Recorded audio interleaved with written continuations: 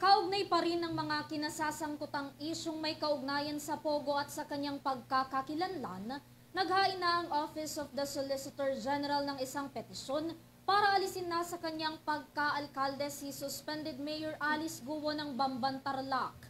May report si Mia Layagin.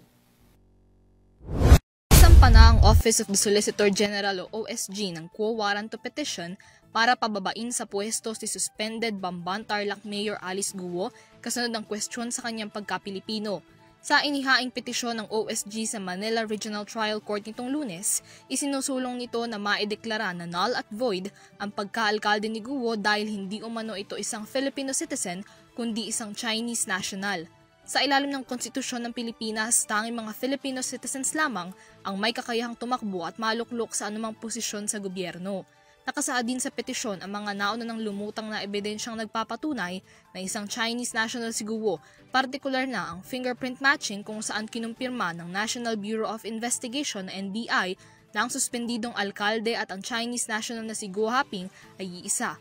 Ayon pa sa petisyon ng OSG, hindi Pilipino si Guo Haping by birth or by naturalization, dahilan para maging ilegal ang kanyang pagkakaluklok sa pwesto at na dapat na siyang alisin dito. Samantala, sa kabila ng arrest order laban sa kanya matapos ma-cite in contempt, hindi pa rin nahuhuli ang naturang suspendidong alkalde.